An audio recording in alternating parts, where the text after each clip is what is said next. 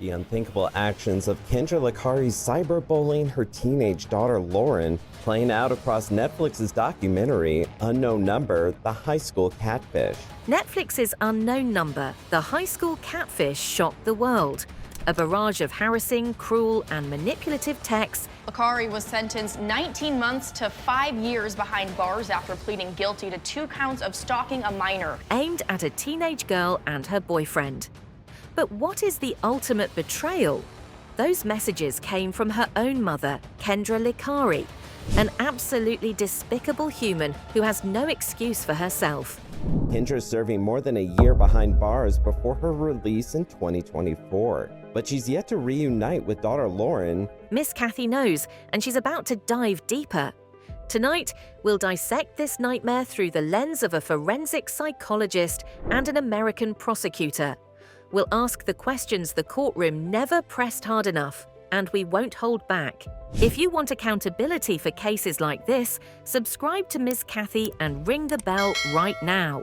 For nearly 2 years, 13-year-old Lauryn Licari and her boyfriend Owen received hundreds of abusive messages, insults, threats, commands to harm themselves, kill themselves, and text messages that inappropriately commented on their teenage relationship. Teachers tried to help, police investigated. Even Lauryn's mother, Kendra Licari, sat in meetings where she pretended to be concerned, pretended to want to know who was doing all these egregious acts. Kendra Licari, an Isabella County mother, has been sentenced to prison for sending hundreds of cruel text messages to her daughter and a boy she was seeing. To the shock of the police, the world, and her own daughter, she was the one sending the texts. After being exposed, Kendra Licari's defense leaned on her history of abuse, portraying herself as a victim trapped in a cycle. But her behavior doesn't match what we see clinically in abuse-driven outbursts. The duration of the abuse belies her intent. Abuse victims may lash out impulsively. Kendra typed thousands of texts across months. That's not impulse, it's persistence. This pattern of abuse went on for years. Let's take a closer look at Kendra's minimization of her own actions. The target of her abuse was egregious. She didn't lash out at her own abuser, she targeted her daughter and her daughter's boyfriend. That choice shows cold calculation, not spontaneous compulsion. A psychologist would call it escalation. Prosecutors say she even went as far as framing another teen who went to the school with her daughter. Messages shifted from name-calling to suicide encouragement, and then to inappropriate sexualized commentary about minors. Escalation like that isn't trauma breaking through, it's malice evolving. Let's focus on Kendra Licari's cognition. She wasn't confused or remorseful. She still isn't to this day. She was covering tracks, fabricating threats against herself, and manipulating authorities. She's only sorry she got caught. Psychologically, these aren't the patterns of a trapped victim. They're the markers of someone exploiting victimhood to excuse deliberate cruelty. Many people wonder why Kendra Licari got off so easy. Her crime was heinous. The evidence was rock solid.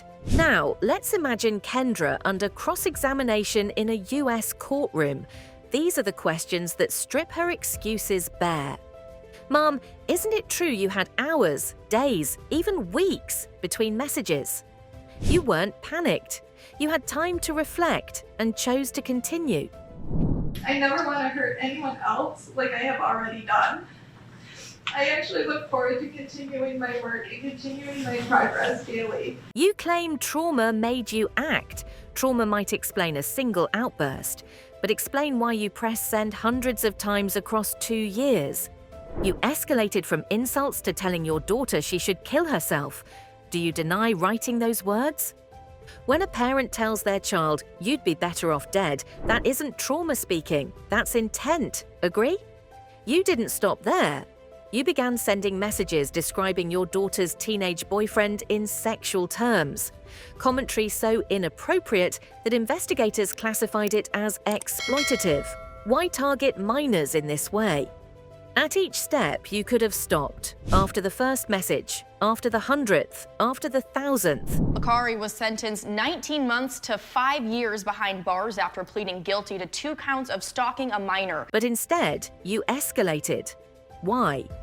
You sat in meetings with teachers and police, pretending to comfort your daughter. You told her to ignore the bully. All the while, you were the bully. Was that deception part of your plan? Every one of these questions underscores the same truth. This wasn't a single lapse, it was a campaign of harassment that grew darker and more manipulative over time. Encouraging suicide, sexualizing a child's relationship, gaslighting your own daughter in front of authority figures. Each act was a crossroads.